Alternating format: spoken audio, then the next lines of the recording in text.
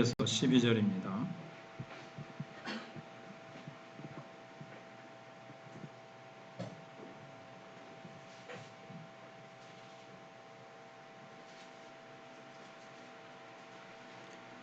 찾으신 줄 알고 봉독해 드리겠습니다.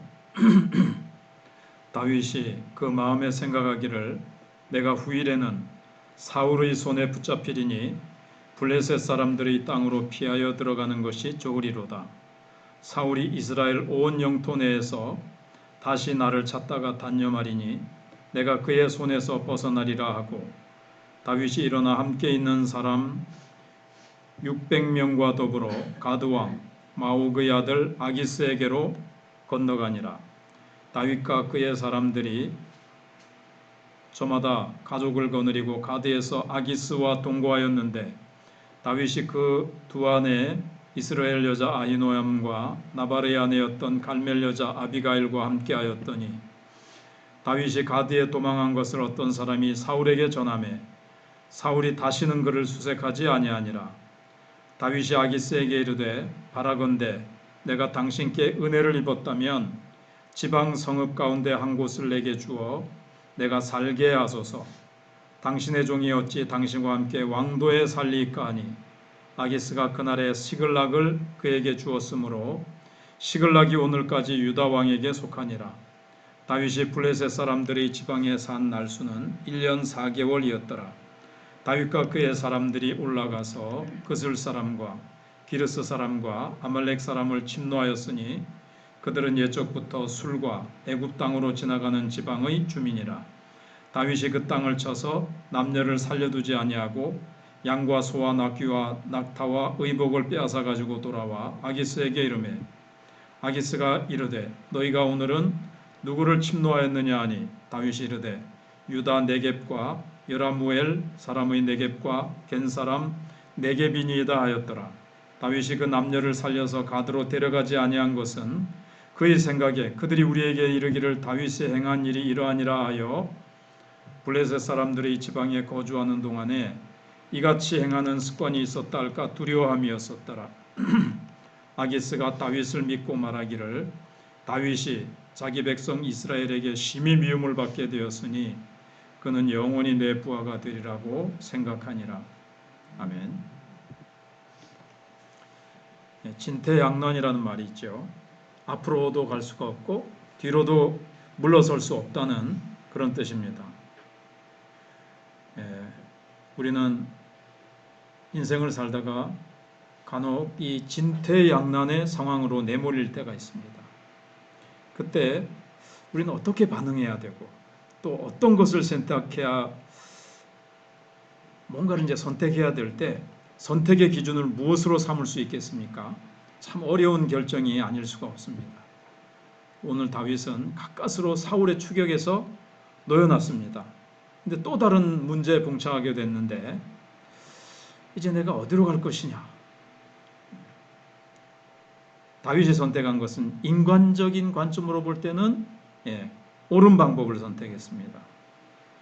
근데 이거는 극히 현실적인 선택이었습니다. 자, 이 선택이 다윗과 그 일행에게 어떻게 작용하고 있는지 오늘 사건을 생각해 보도록 하겠습니다. 먼저 1절에서 4절을 보시면 사울의 추격에서 벗어난 다윗이 그 다음 선택한 것이, 너무너무 이제 쫓기는 것에 진력이 났으니까 너무 지쳐서 다윗은 블레셋 땅으로 도망가기로 합니다. 망명을 가는 거죠. 그래서 블레셋 땅에 있는 가드 왕 아기스에게로 피신을 하기로 그렇게 결정을 내립니다. 다윗이 이런 선택을 한 이유는 1절에 있는 대로 다윗이 그 마음에 생각하기를 내가 후일에는, 후일이라는 것은 그 어느 날 사울의 손에 붙잡히리니, 저렇게 나를 죽자살자 쫓아다니니까 내가 언젠가는 잡힐 수 있다. 이제 염려가 또 다윗에게 또 찾아온 거예요. 사실 하나님이 그동안 결코 사울의 손에 넘기지 않으셨거든요. 그래서 블레셋 땅으로 도망가는 것은, 피신하는 것은 신앙적으로 보면 옳지 않습니다. 그러나 다윗은 우선 인간적으로 너무 힘이 드니까 현실적으로 좋다고 생각되는 대로 블레셋으로 피신을 한 겁니다. 그래서 블레셋 사람들의 땅으로 피하여 들어가는 것이 좋으리로다. 사울이 이스라엘 온 영토 내에서 다시 나를 찾다가 단념하리니 내가 그의 손에서 벗어나리라. 이렇게 이제 생각을 한 거예요. 이제 첫 번째는 사울에게 붙잡힐 것에 대한 염려 때문이고, 두 번째 이유는 2절에 있는데 다윗이 일어나 함께 있는 사람 600명과 더불어 가드왕 마옥의 아들 아기스에게로 건너가니라. 여기 보면 다윗과 함께 있는 사람이 600명인 거예요. 그러니까 600명 한번 생각을 해보세요. 600명을 하루 3끼씩, 옛날에는 2끼씩 먹었다 하더라도 3끼씩 먹은 지가 그리 오래되지 않는다 그러잖아요. 자관 매일 먹여야 되는 거예요. 이 600명을. 그러니까 이게 이제 쉬운 일이 아니죠. 그리고 3절에 보면 이게 그의 사람들이 저마다 가족을 거느리고 있어요. 그러니까 이제 숫자가 많은 거죠. 그러니까는 식량을 어떻게 구해야 될까요? 어디 한 곳에 정착해 있으면 농사라도 짓는데 지금 막 떠돌이 방황하는 생활이란 말이에요. 도망자란 말이에요. 어떻게 해야 되죠? 약탈하는 수밖에 없어요.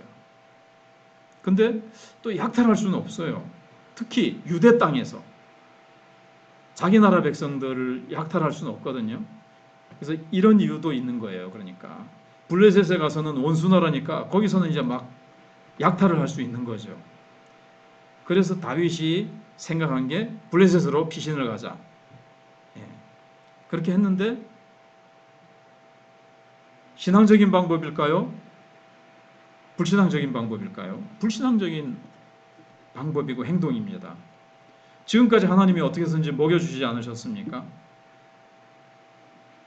유다 땅에 있어야 되는 것이 하나님의 뜻이라면 인간적으로는 먹을 양식이 들어올 구멍이 없다 하더라도 그건 인간적인 자기의 판단이고 하나님께서 채워주신다는 거죠. 그걸 믿고 다윗은 유다 땅에 있어야만 됐습니다. 그런데 있지 못했어요. 그리고 이제 블레셋으로 피신을 갑니다. 나중에 이제 어려움을 당하죠.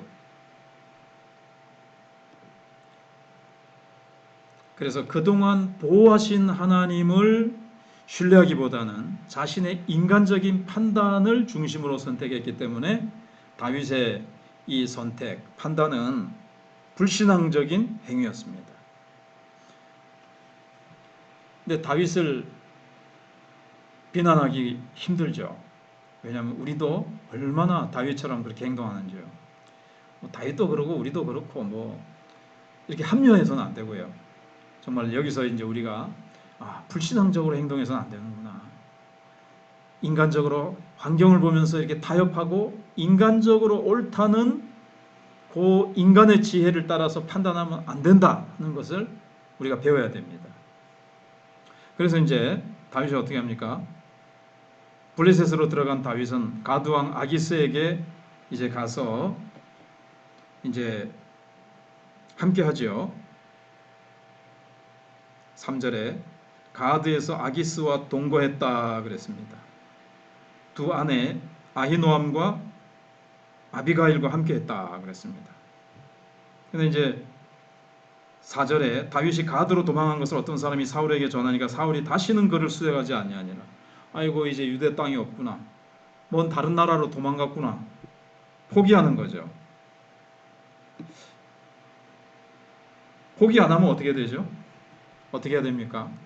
블레셋부터 먼저 패배시켜야 돼요. 이거는 참 힘들잖아요. 그러니까 이제 다시는 수색을 하지 않더라. 포기한 거예요, 이제.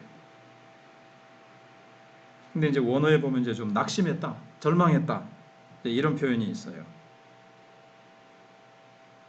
근데 5절에 보시면 이제 다윗이 시글락으로 처음에는 아기스가 있는 수도에 같이 이제 있었던 거예요.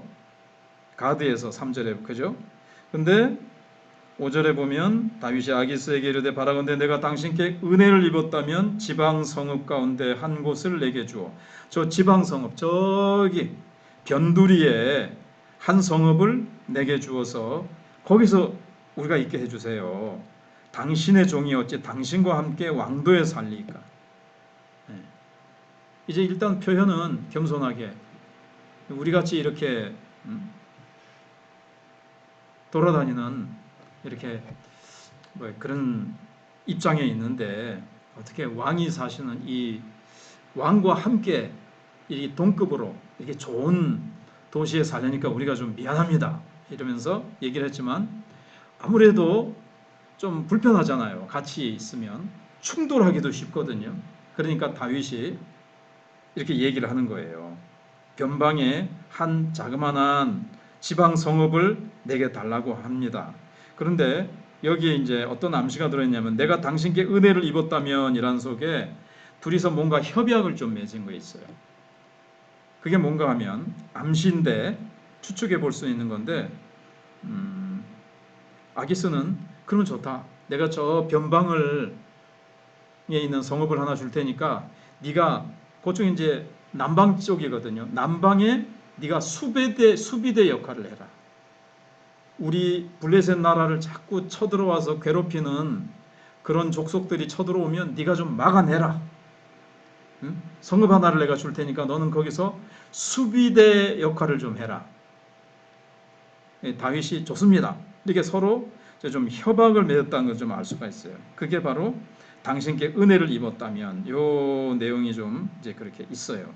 그래서 6절에 아기스가 그날에 시글락을 다윗에게 주었어요. 그래서 시글락이 오늘까지 유다 왕에게 속하니라. 그래가지고 이게 이제 유다 왕에 속한 땅이 돼버립니다. 그리고 7절에 다윗이 블레셋 사람들의 지방에서 산 날 수는 1년 4개월이라고 얘기를 하고 있습니다.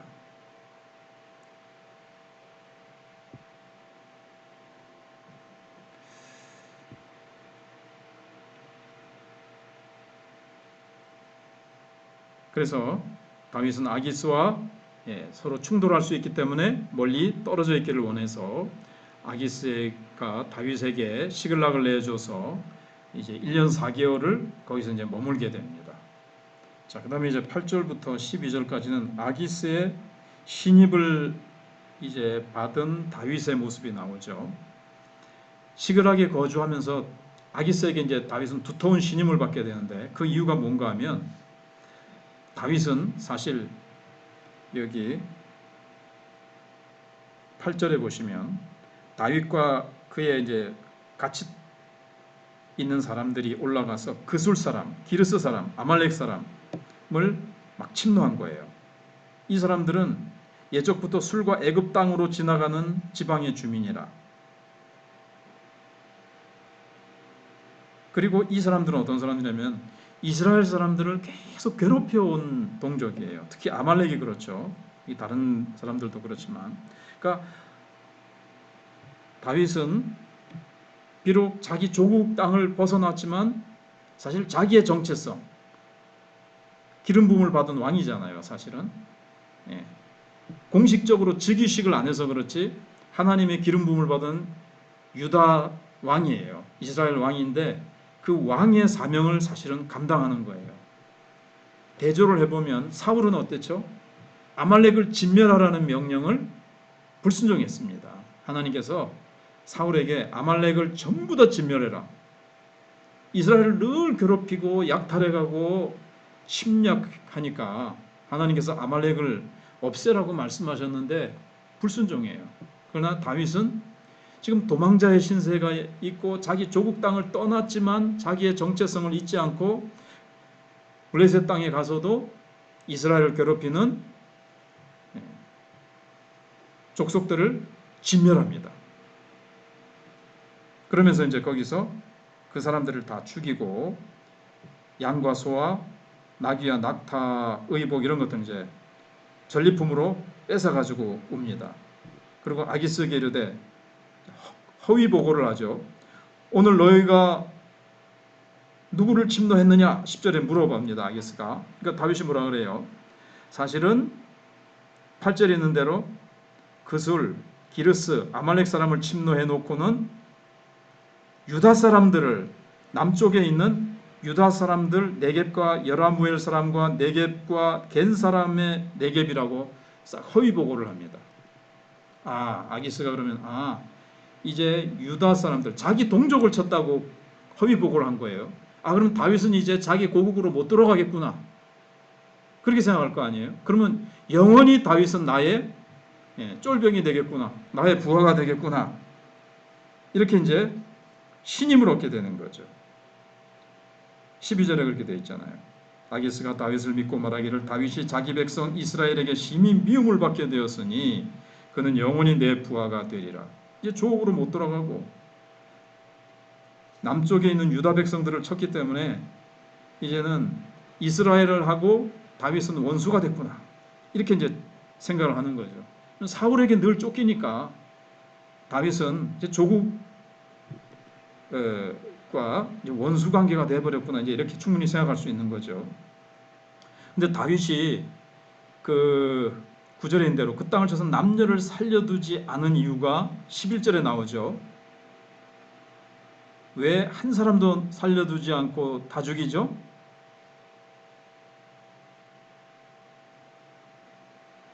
왜 그럴까요? 다윗 살려두면 어떻게 해요? 살려두면 전리품만 가지고 갈 수가 없고 포로로 잡혀가잖아요. 그러면 이제 이 사람들 남방 유다 사람들, 너희 유다 사람들 아니네, 그 사람들이 아말렉 사람이든 이제 이런 사람들이라는 것이 들통이 나니까, 허위 보고가 탄로가 나니까 한 사람도 남기지 않고 증거를 딱 증거를 다 말살해 버리는 거죠. 그러기 위해서 이제 다 죽이는 거예요. 그리고 사람들을 뭐 데리고 와가지고 노예로 삼다거나 이렇게 하지 않고 사람들은 다 죽이고 뭐만 가지고 옵니까? 짐승들만, 가축만 빼앗아 오는 이유가 뭐죠? 이게 양식이 없기 때문에 지금 양식을 구하기 위해서 그랬던 겁니다. 그리고 아기스에게 가서는 신임을 얻기 위해서 허위 보고를 하게 돼요. 그래서 아기스의 신임을 받게 됩니다. 그러나 우리가 다음 28장에 가면 다윗이 이로 인해서 허위 보고를 했기 때문에 어떻게 되죠? 굉장한 어려움에 이제 빠지게 됩니다. 그게 뭔가 하면 아기스가 우리 이스라엘 치러 간다, 너도 같이 가자, 이스라엘 치러 같이 가자, 이런 어려움에 빠지게 돼요.